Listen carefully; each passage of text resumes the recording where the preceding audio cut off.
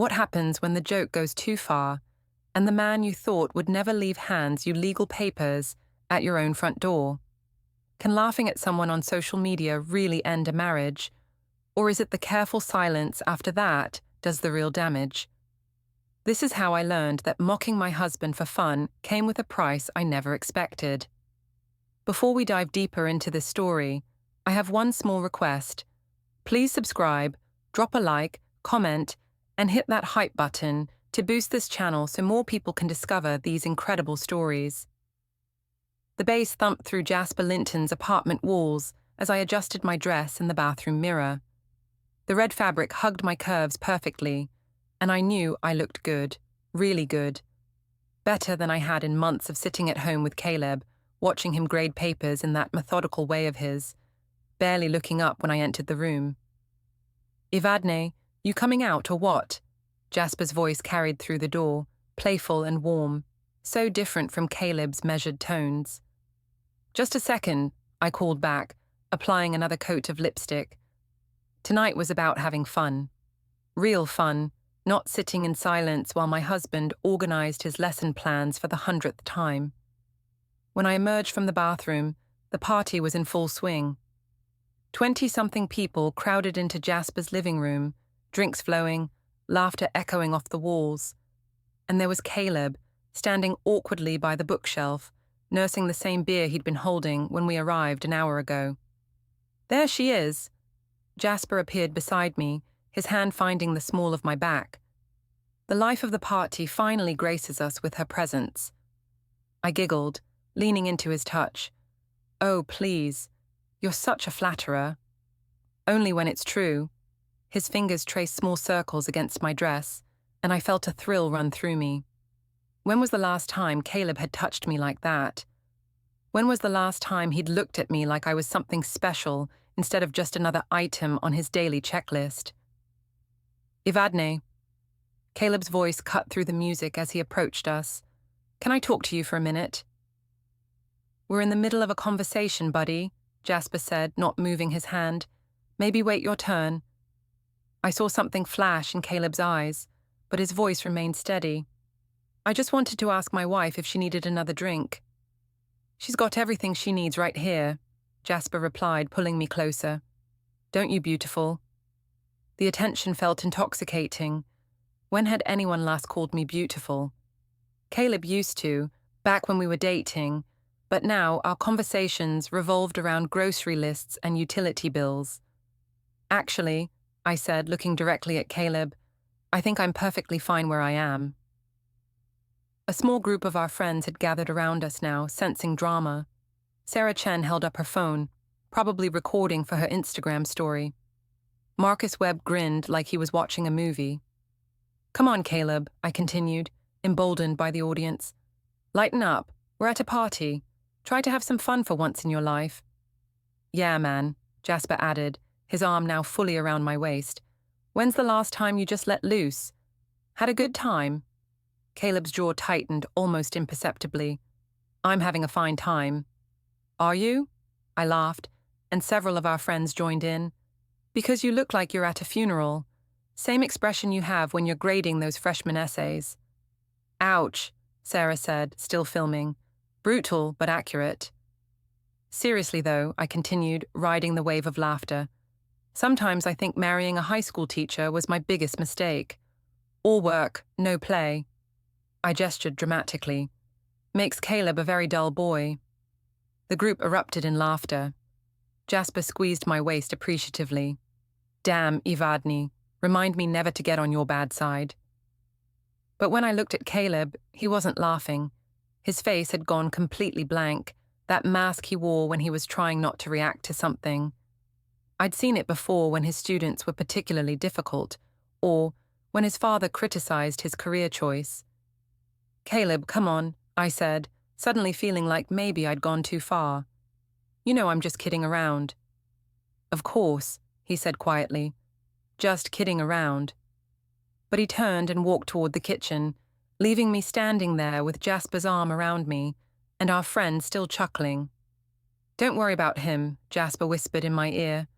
"He'll get over it. Guy needs to learn to take a joke." I nodded, but something cold had settled in my stomach. Still, when Sarah suggested we take a group photo, I posed with a bright smile, Jasper's arm still around me. Later that night, as we drove home in silence, I pulled out my phone and scrolled through the photos from the party. There was the group shot, Jasper and me front and center, both grinning. And there, in the background, was Caleb's face, carefully neutral, but somehow sad. I should have deleted the photo, should have thought twice about what I was doing. Instead, I opened Instagram and uploaded it with a caption that seemed hilarious in the moment. Great night with friends. Sometimes I think marrying this guy was the biggest mistake of my life. Lol, R and party time. Dar, marriage humor. Bar, oops. I tagged both Caleb and Jasper, then hit post. Caleb was already upstairs when I got home, probably grading papers or preparing lessons for Monday. Always working, always so serious. I climbed the stairs to our bedroom, expecting to find him reading or on his laptop. Instead, he was sitting on the edge of the bed, still fully dressed, staring at his phone. "Did you see my post?" I asked, trying to keep my tone light. I thought it was pretty funny. He looked up at me, and for a moment I saw something in his eyes I'd never seen before. Not anger, exactly. Something deeper and more final. "Hilarious," he said quietly, then set his phone aside and walked to the bathroom, closing the door behind him. I heard the lock click. Monday morning arrived with a series of text messages that made my stomach drop. The first was from my sister Lynn. "Saw your post. Really, Ivadne? In public like that?" The second was from Caleb's sister Lydia. "Classy move, sis. Real classy." But it was the third message, from my boss at the insurance office, that made me sit up in bed. "Need to see you first thing this morning. We should talk." Caleb was already gone. I'd heard him moving around the house before dawn, but by the time I got downstairs, only the faint smell of coffee lingered in the kitchen. No note, no text, nothing. Just an empty house and the growing realization that my funny little post might not have been so funny after all. At work, my boss Jennifer Martinez called me into her office before I'd even settled at my desk. "Ivadne, we need to discuss your social media presence," she said, closing the door behind us. Specifically, the post from Saturday night. "What about it?" I asked, though my heart was already racing. "Several clients follow you on Instagram. The Hendersons, the Kowalskis, the Patels. They've expressed concern about your professionalism." "It was just a joke between friends," I said quickly. "Marriage humor, you know? Everyone makes jokes about their spouse." Jennifer sat behind her desk, her expression serious. "Evadne, you publicly called your husband your biggest mistake. You tagged him in the post. How do you think that reflects on your judgment, on your character?" I started, then stopped. When she put it like that, it did sound worse than I'd intended. "I'm not firing you," Jennifer continued, "but I need you to be more mindful of how you present yourself online. Our clients trust us with their most important assets. They need to see us as stable, reliable people." I nodded, mumbling an apology, but inside I was fuming. It was just a stupid post. Why was everyone making such a big deal about it? Back at my desk, I opened Instagram to check the damage. The post had 43 likes and 12 comments. Most were laughing emojis or "OMG so funny" responses from friends. But there were a few that made me pause. Caleb's mother Eleanor had commented, "I'm sure you didn't mean this the way it sounds, dear."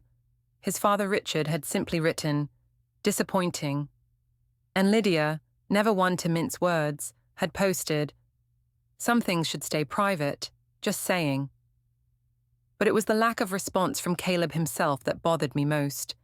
No comment, no like, no angry reaction. Nothing. Like he hadn't even seen it. Except I knew he had, because I'd watched him looking at his phone the night before.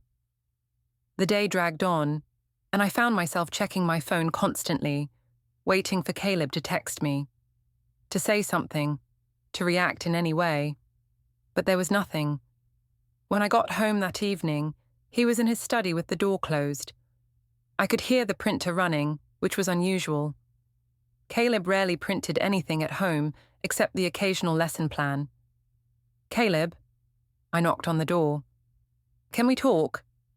"I'm busy," came his muffled reply. "About Saturday night, about the post. I think maybe we should—" "I said I'm busy, Evadne." The coldness in his voice stopped me cold. Caleb never used that tone with me. Even when we fought, he remained calm, measured. This was different. I tried the doorknob, but it was locked. When had he started locking his study? That night, we ate dinner in silence. Caleb sat across from me, methodically cutting his chicken into precise pieces, chewing thoughtfully, saying nothing. It was like eating with a stranger. "Are you going to ignore me forever?" I finally asked. He looked up, his expression neutral. "I'm not ignoring you. We're having dinner." "You know what I mean. You're upset about the post." "Am I?" "Obviously. You've barely said 2 words to me since Saturday." Caleb set down his fork and looked directly at me. "What would you like me to say, Evadne?" "I don't know. Something, anything. Tell me you're angry. Tell me I hurt your feelings. Just react." "Would that make you feel better?" "Yes. At least then I'd know you care enough to be upset." He nodded slowly, as if considering this. "I see. You want me to perform my hurt for your benefit." "That's not what I meant." "What did you mean? When you called me your biggest mistake in front of our friends? When you let Jasper put his hands on you? When you tagged me in a post mocking our marriage?" His voice remained perfectly level, which somehow made his words hit harder. "It was a joke, Caleb. God, you're so sensitive about everything." "A joke." He picked up his fork again. "I see. Yes, a joke. Normal people make jokes about their relationships. Normal people don't analyze every single word like it's some kind of personal attack. Normal people," he repeated, "like Jasper. Don't start with that. Jasper is a friend. He was being friendly." "Is that what we're calling it? What's that supposed to mean?" But Caleb had already returned to his dinner, cutting his vegetables with the same methodical precision. The conversation was apparently over. Later that night, as I lay in bed scrolling through my phone, I noticed something that made my blood run cold. Caleb was at his computer in the study. I could see the light under the door. But according to Instagram, he'd been active an hour ago. He'd been looking at my post again. But more than that, I could see he'd been taking screenshots. The little notification at the top of my phone showed that someone had screenshotted my Instagram story from that night. Why would he be taking screenshots? I crept out of bed and tiptoed to the study door. The printer was running again, and I could hear the soft clicking of keyboard keys. What was he doing in there? When I pressed my ear to the door, I heard him speaking quietly into his phone. "Yes, I understand the retainer fee," he was saying. "And you'll need documentation of everything. Photos, messages, social media posts." My heart stopped. "No, I want to make sure I have all my options before I make any decisions," he continued, "but I want to be prepared." "A lawyer." He was talking to a lawyer. I backed away from the door, my mind racing. This was insane. It was one stupid post, one joke that maybe went a little too far. He couldn't be serious about whatever he was considering. Could he? The next few weeks passed in a strange, cold dance. Caleb went through the motions of normal life, making coffee, going to work, grading papers, but it was like living with a polite stranger. He answered direct questions with minimal words, ate dinner without conversation, and spent most evenings locked in his study. Meanwhile, my phone buzzed constantly with messages from Jasper. "How's the Ice King treating you?" he'd text. "Still giving you the silent treatment? Want to grab lunch? You look like you could use some fun. Your husband is an idiot if he can't take a joke. You deserve better." At first, I ignored most of his messages, but as Caleb's coldness stretched on, Jasper's attention became more and more appealing. Someone who actually wanted to talk to me. Someone who thought I was funny and interesting instead of treating me like a problem to be solved. It started innocently enough. A lunch at the diner downtown where Jasper worked as a restaurant manager. Just two friends catching up, I told myself. Nothing wrong with that. You look tired, he said, reaching across the table to touch my hand. He's really getting to you, isn't he? I don't know what his problem is, I said, not pulling my hand away.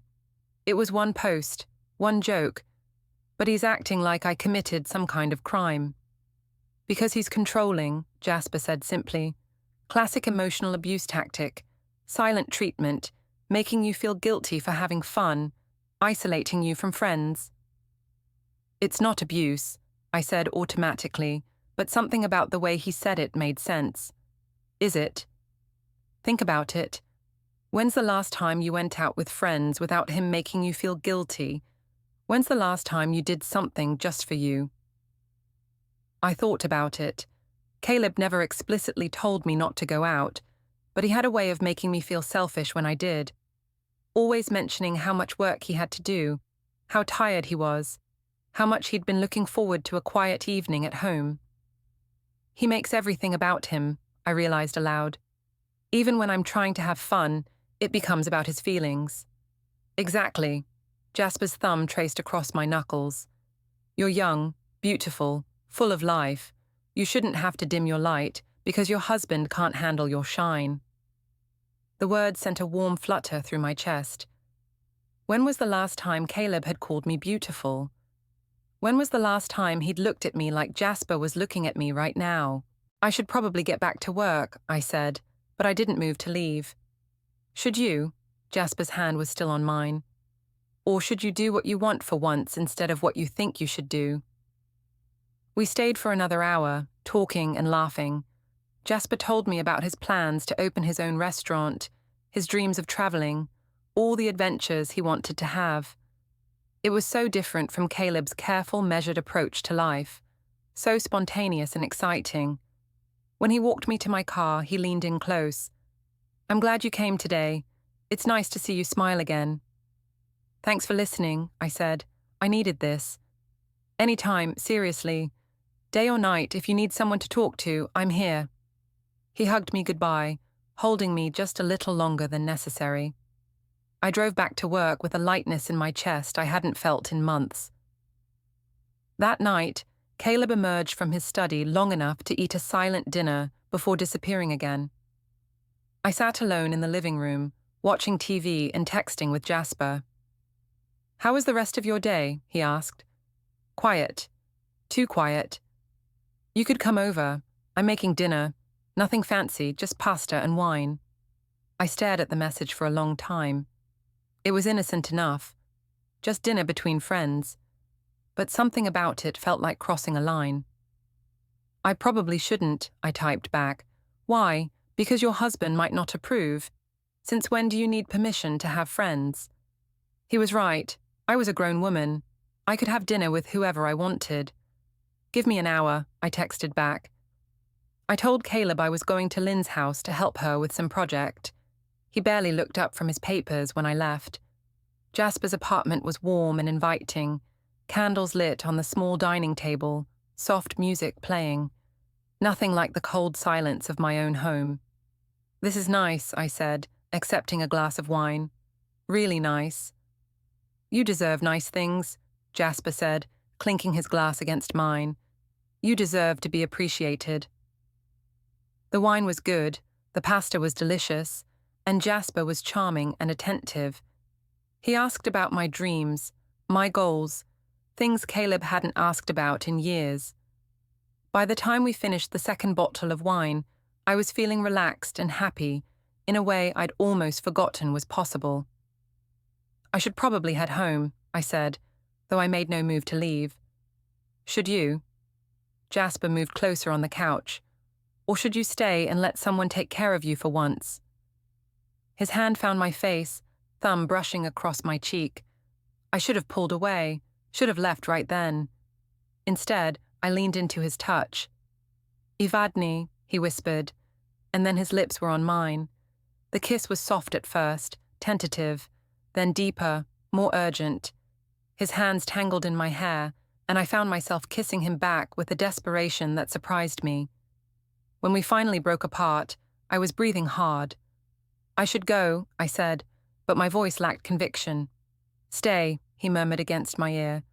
"Just a little longer." I stayed until nearly midnight, kissing and talking and feeling more alive than I had in months. When I finally forced myself to leave, Jasper walked me to my car. "This was—" I started, then stopped, not sure how to finish. "Perfect," he said, kissing me one more time. "You're perfect."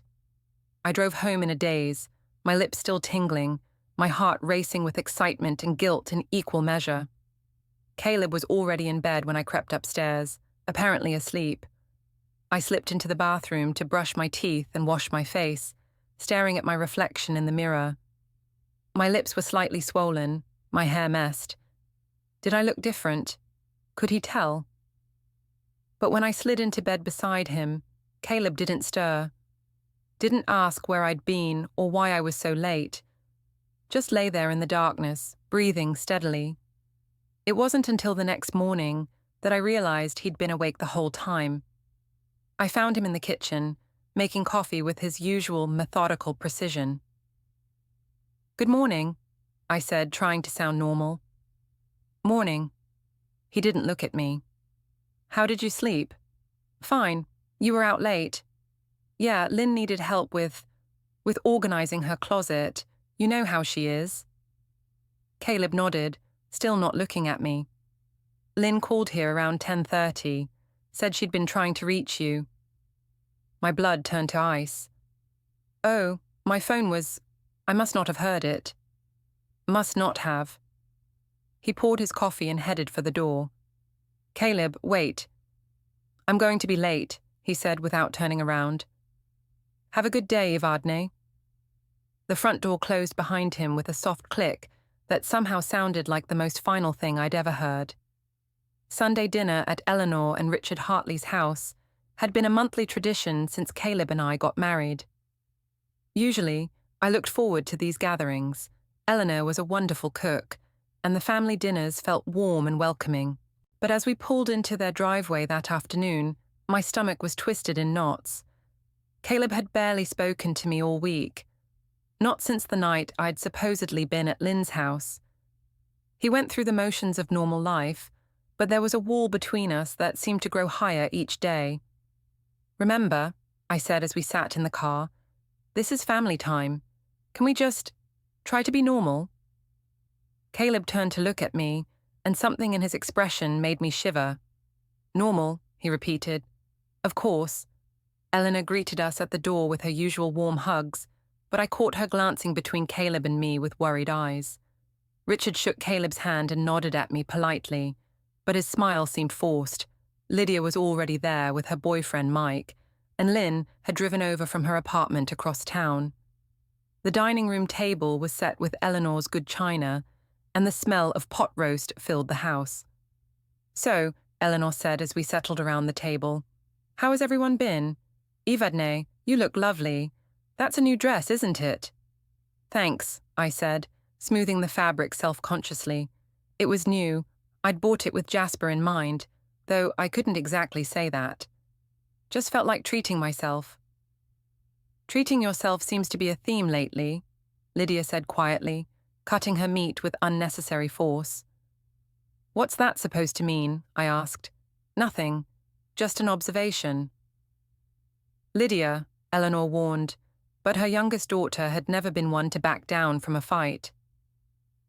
"I'm just saying, some people seem to be doing a lot of treating themselves lately. New clothes, nights out with friends, social media posts." "Lydia, that's enough," Richard said firmly, but I was already bristling. "If you have something to say to me, just say it." "Fine." Lydia set down her fork and looked directly at me. "I think the way you've been treating my brother is disgusting. Publicly humiliating him, staying out all hours, flirting with his friends. It's embarrassing." "Lydia," Eleanor gasped. "No, it's fine," I said, my voice rising. "Let her get it all out.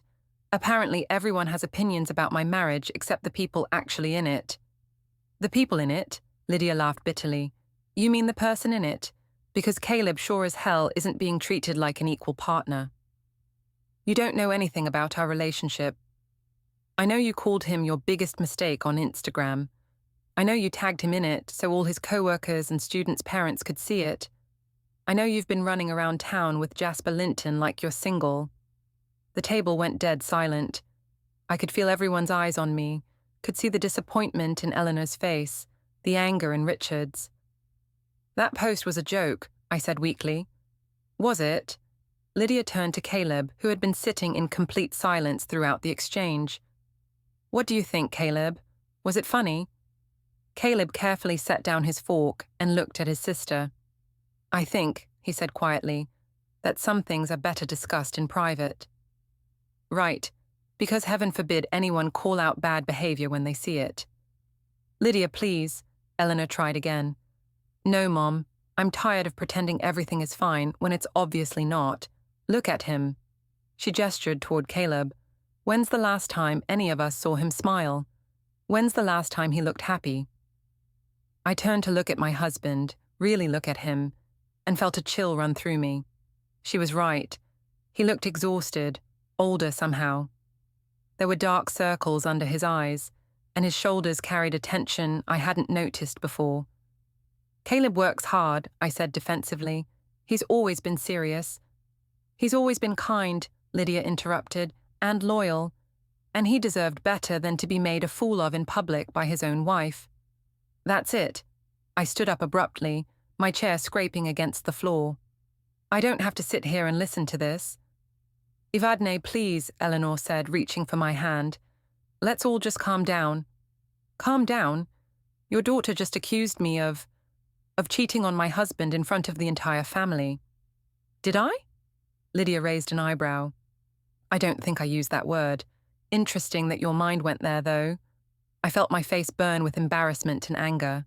You're all impossible, sitting here judging me when none of you have any idea what it's like being married to someone who treats you like a roommate instead of a wife. The words hung in the air like a slap. I immediately regretted them, but it was too late to take them back. Richard slowly set down his napkin. I think, he said in a voice colder than I'd ever heard from him, that you owe this family an apology. An apology? For what? For defending myself? For disrespecting our son in our home, Richard continued. For airing your marital problems at our dinner table. For making a mockery of the vows you took in our church. Richard, Eleanor whispered, but he held up a hand. No, Eleanor. Some things need to be said. He turned back to me. Caleb is a good man. A good husband. If you can't see that, if you can't appreciate what you have, then maybe you need to ask yourself why you're here. The room was spinning. Everyone was staring at me with expressions ranging from disappointment to outright disgust. Even Lynn, who usually tried to stay neutral in family conflicts, was looking at me with something like pity. Fine, I said, grabbing my purse. Fine. I can see where I stand in this family. Don't wait up for me, Caleb. I'm sure you'll all have plenty more to say about me once I'm gone. I stormed out of the dining room and toward the front door, expecting Caleb to follow me, to defend me, to choose his wife over his family. But he didn't. I sat in my car in their driveway for 20 minutes, waiting for him to come after me, waiting for him to text, waiting for something. Nothing. Finally, I drove to Jasper's apartment. He welcomed me with open arms and a bottle of wine, listening sympathetically as I told him about the horrible dinner, the unfair accusations, the way Caleb had just sat there and let his family attack me. They're trying to isolate you, Jasper said, pulling me close on his couch. Classic manipulation tactic. Turn everyone against you so you feel like you have no choice but to stay. It worked, I said bitterly. I feel like I don't have anyone. You have me, he murmured, kissing my temple. You'll always have me. I stayed at Jasper's apartment that night, texting Caleb that I was at Lynn's and needed space to think. He didn't respond. When I finally came home the next morning, I found Caleb in his study, surrounded by papers and file folders. The door was open for once, and I could see neat stacks of documents, printed emails, and what looked like bank statements. "What's all this?" I asked from the doorway. He looked up at me with those same neutral eyes. "Just organizing some things." "Organizing what things?" "Documents, records, making sure everything is in order." There was something in his tone that made my skin crawl. "In order for what?" Caleb leaned back in his chair and studied me for a long moment. "For whatever comes next, Evadne. For whatever comes next." The house felt like a tomb. That was the only way I could describe the atmosphere in the weeks following the disaster at the Hartley family dinner. Caleb moved through our home like a ghost, present but not really there, going through the motions of daily life with mechanical precision. He woke up at exactly 6:15 every morning, made coffee for himself, just himself, left for work at 7:30 sharp, came home at 4:15, disappeared into his study until dinner, ate whatever I'd made with minimal conversation, then returned to his study until bedtime. It was like living with a polite stranger who happened to share my last name. "He's giving you the silent treatment to break you down," Jasper said during one of our increasingly frequent phone calls. "It's psychological warfare." I was hiding in the bathroom at work, whispering into my phone during my lunch break. "It's been 3 weeks, Jasper. 3 weeks of barely 10 words a day. Because he's trying to make you feel crazy, make you think you're the problem." "Maybe I am the problem," I said, surprising myself with the admission. Maybe I did go too far with that post, with the things I said at dinner. "Stop," Jasper interrupted firmly. "Stop letting him gaslight you. You made one joke, one, and he's been punishing you for it ever since." "It wasn't just the joke, though. There's us. What we've been doing." "What about us? We're friends. We talk, we laugh, we enjoy each other's company. Since when is that a crime?" "Since we started kissing," I thought but didn't say. "Since I started lying about where I was going. Since I started looking forward to seeing you more than going home to my own husband." "I should probably try to talk to him again," I said instead. "Why?" "So he can ignore you some more. So he can make you feel small and worthless." Jasper's voice was getting heated. "You deserve better than that, Evadne. You deserve someone who appreciates you. Someone like you, hung unspoken between us." "I have to go," I said. "Jennifer's looking for me." "Come over tonight. I'll make dinner. We can talk properly." "I don't know if I should. Please. I hate thinking of you trapped in that house with him, walking on eggshells, afraid to be yourself." The word "trapped" hit something deep in my chest. That's exactly how I felt, trapped in my own home, afraid to speak, afraid to laugh too loud or stay out too late or post anything on social media. "Okay," I heard myself say. "Okay, I'll come over." That evening, I told Caleb I was going to the grocery store and then to see Lynn. He didn't even look up from his papers. "Drive safely," he said in that same neutral tone he'd been using for weeks. At Jasper's apartment, I felt like I could breathe again. He'd made my favorite pasta dish. Somehow he'd remembered from a conversation weeks ago and had candles lit on his small dining table. "This is beautiful," I said, accepting a glass of wine. "Thank you." "You look like you needed some beauty in your life," he said, touching my face gently. "Some softness." We ate and talked and laughed, and for a few hours I forgot about the cold silence waiting for me at home. Jasper told me I was funny, intelligent, beautiful. He listened when I talked about my dreams of maybe going back to school, getting a degree in something more interesting than office administration. "You could do anything," he said, refilling my wine glass. "You're so much smarter than you give yourself credit for." "Caleb thinks I'm not ambitious enough," I found myself saying. "He's always making little comments about how I should want more, do more. See? He's never satisfied. Nothing you do is good enough for him." Sometimes I wonder what would have happened if I'd never married him, if I'd waited, met someone else. Someone who saw your worth, Jasper said softly, moving closer to me on the couch. Someone who made you feel alive instead of making you feel small. When he kissed me this time, I didn't pull away. Didn't think about what I should or shouldn't do. I just let myself feel wanted, desired, appreciated.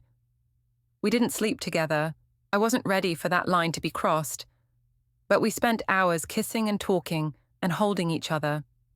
It felt like being a teenager again, like being someone worthy of romance and passion. When I finally forced myself to leave, it was nearly 2 a.m. "Stay," Jasper whispered, his arms around my waist. "Just stay. Stop going back to that prison." "I can't. Not yet. I need to figure some things out first. Promise me you'll think about it, about what you really want, about whether you want to spend the rest of your life feeling the way you feel in that house." I promised, though I wasn't sure what I was promising exactly. The drive home was surreal. The streets were empty, the world quiet and still. I felt like I was moving between 2 different realities: the warm, passionate world of Jasper's apartment and the cold, silent world of my marriage. When I crept into the house, all the lights were off. I climbed the stairs carefully, avoiding the creaky 3rd step, and slipped into the bathroom to brush my teeth and wash my face. In the bedroom, Caleb appeared to be sleeping, his breathing deep and even. I slid into bed as quietly as possible, my heart still racing from the evening, from Jasper's kisses, from the weight of the choices I was facing. But as I lay there in the darkness, I had the strangest feeling that Caleb wasn't really asleep.